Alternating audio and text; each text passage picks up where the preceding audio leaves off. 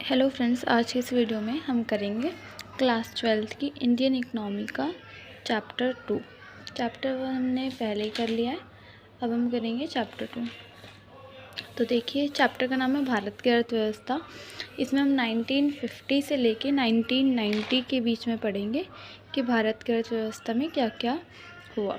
इसमें ये भी इसका बेसिक पार्ट है। इसमें हम बेसिक चीज़ें समझेंगे कि आखिर इस चैप्टर में क्या है। इसके आगे और भी पार्ट्स आएंगे। तो चलिए स्टार्ट करते हैं। देखिए, सबसे पहले इसमें है सन 1950 में भारत की अर्थव्यवस्था गतिहीन थी। भारत एक विकासशील देश था। देखिए, अगर हम देखें तो 1950 में भारत कैसा था, एक गतिहीन अर्थव्यवस्था बन चुका था।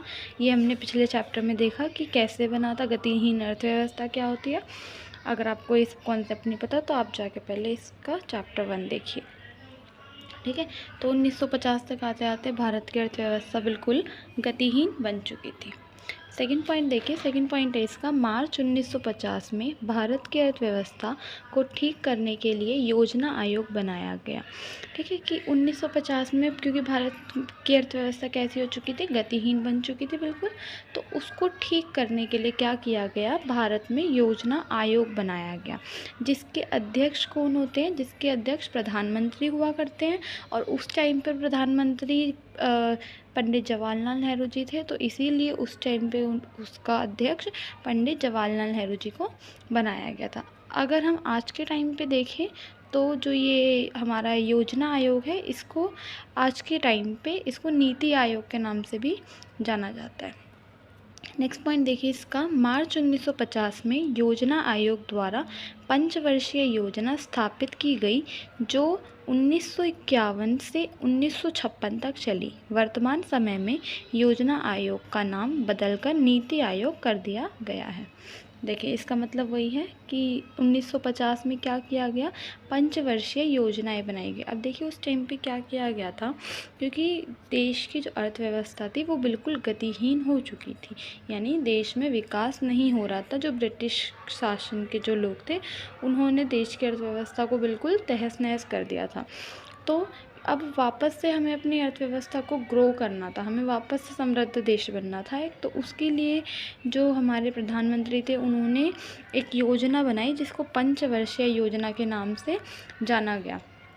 पंचवर्षीय योजना में क्या किया जाता था कि 5 ईयर्स का एक प्लान बनाया जाता था, जिसमें हम एक पर्टिकुलर सेक्टर पे काम करते थे और उस सेक्टर को ग्रो करने का काम होता था। जैसे कि सबसे पहला जो हमारा हुआ था पंचवर्षीय योजना, वो हमारी कृषि क्षेत्र पर हुई थी। ठीक है, देखिए अब इसी में हमारा नेक्स्ट टॉपिक है केंद्रीय समस्याएं। केंद्रीय समस्याओं के उत्पन्न होने के कारण। देखिए, केंद्रीय समस्याएं जो होती है वो कैसे उत्पन्न होती है, उनके क्या क्या रीजंस होते हैं। केंद्रीय समस्या पहले समझिए, केंद्रीय समस्या क्या होती है। देखिए, केंद्रीय समस्या वो होती हैं जिसका सामना जो है वो पूरे केंद्र को करना पड़ता है, पूरे सेंट्रल को करना पड़ता है। ठीक है, उसके अंदर उसके उत्पन्न होने के 3 कारण हैं। फर्स्ट रीज़न इसका होता है असीमित इच्छाएं। असीमित इच्छाएं क्या होती है हमारी, कि कोई भी इंसान है, ठीक है, उसके पास मान लीजिए आज एक कार है, वो कल चाहेगा उसके पास एक बंगला हो, फिर एक उससे भी बड़ी गाड़ी हो। ठीक है, तो इच्छाएं क्या है इंसान की, वो दिन प्रतिदिन बढ़ती रहती है। आज ये मिल गया तो अब कल इससे भी अच्छे की इच्छा उत्पन्न होने लगेगी हमारे अंदर। तो ये इंसान की आदत है कि उसको उसकी इच्छाएं जो है वो कभी ख़त्म नहीं होती। हमारी इच्छाएं क्या है, अनलिमिटेड है। सेकेंड पॉइंट इसका क्या है, अब देखिए, इच्छाएं तो अनलिमिटेड हैं हमारे पास, मगर जो रिसोर्सेज हैं, जो संसाधन हैं, वो तो हमारे पास सीमित मात्रा में हैं।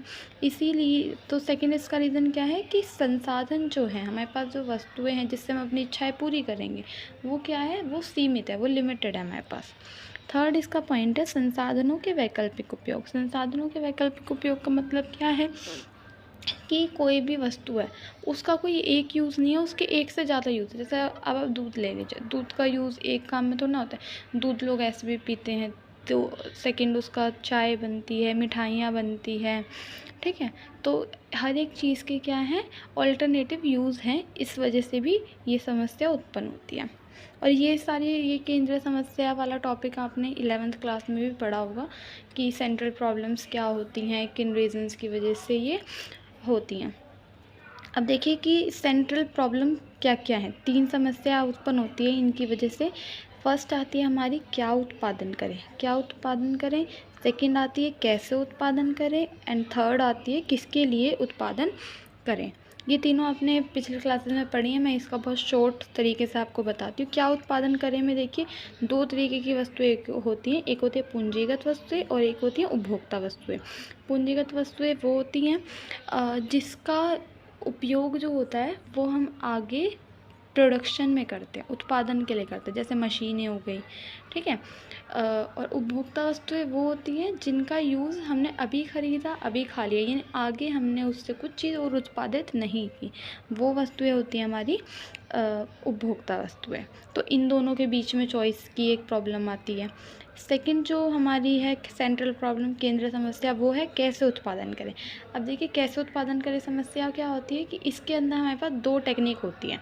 एक टेक्निक होती है हमारे पास श्रम प्रधान तकनीक और दूसरी होती है हमारे पास पूंजी प्रधान तकनीक। श्रम प्रधान तकनीक क्या होती है, जिसके अंदर हम चूज़ करते हैं कि जो भी हम उत्पादन करवाएंगे वो इंसानों से करवाएंगे, यानी कि हम श्रम का उपयोग करेंगे उसमें पूंजी की तुलना में, ठीक है। और जो पूंजी प्रधान तकनीक होती है उसमें हम पूंजी का ज़्यादा उपयोग करते हैं, यानी मशीनों का ज़्यादा उपयोग करते हैं और जो श्रम होता है उसका कम उपयोग करते हैं।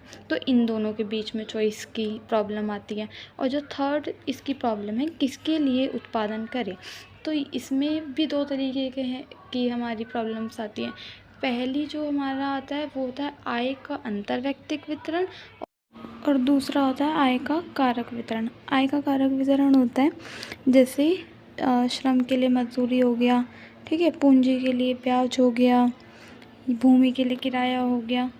तो ये सब क्या होते हैं जो हमें किसी सोर्स से जो इनकम आती है। और दूसरा होता है आय का अंतर्वैयक्तिक वितरण, जो परिवार के आय भाग से जो रिलेटेड होता है।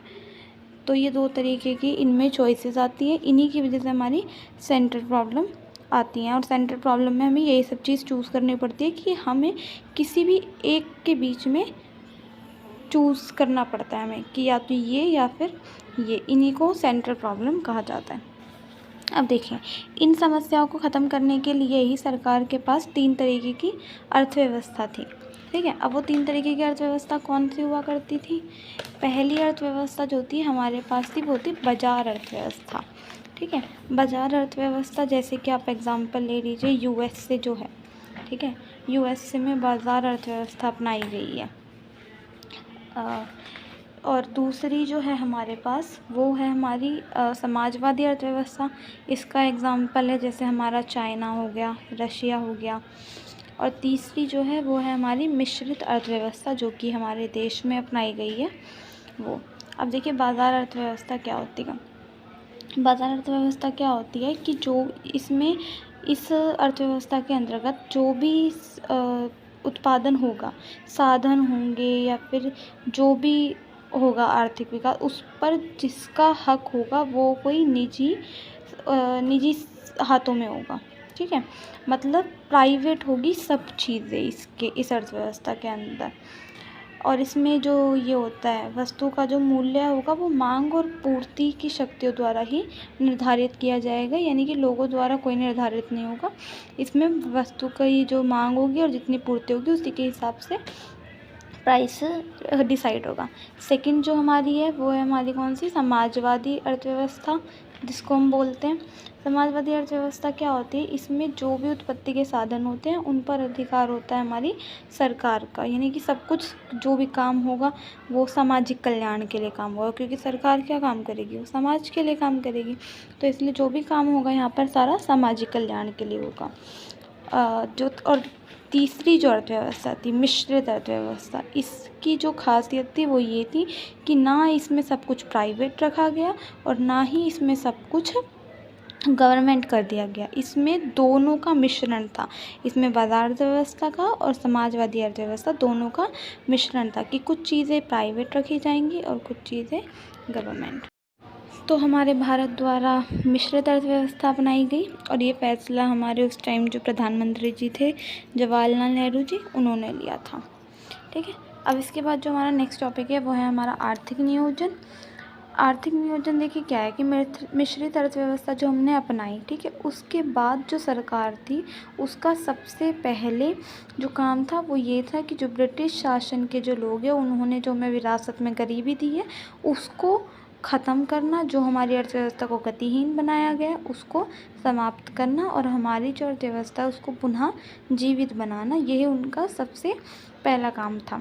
तो इसीलिए उन्होंने क्या किया, उन्होंने कुछ ऐसे प्लान्स बनाए जिसके तहत उन्होंने भारत के हर एक क्षेत्र में वृद्धि करने के बारे में प्लान बनाया।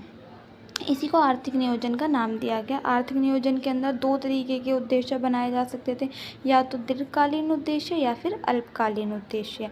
अब क्योंकि अल्पकालीन उद्देश्य छोटे छोटे होते हैं इसीलिए इनको नाम दिया गया, 5 वर्ष का रखा गया इनको, और इनको नाम दिया गया पंचवर्षीय योजना। ठीक है, अब इसके जो नेक्स्ट पार्ट आएगा उसमें हम एक एक करके पंचवर्षीय योजना के बारे में पढ़ेंगे। ठीक है, और क्यों आर्थिक नियोजन ज़रूरी है, क्या क्या हुआ आर्थिक नियोजन के तहत, वो सब चीज़ें हम पढ़ेंगे। इसी के साथ ये पार्ट यहाँ पे ही ख़त्म होता है और नेक्स्ट पार्ट जल्दी आएगा। अगर आपके लिए वीडियो थोड़ा हेल्पफुल रहा हो तो do like and subscribe our channel. Thank you.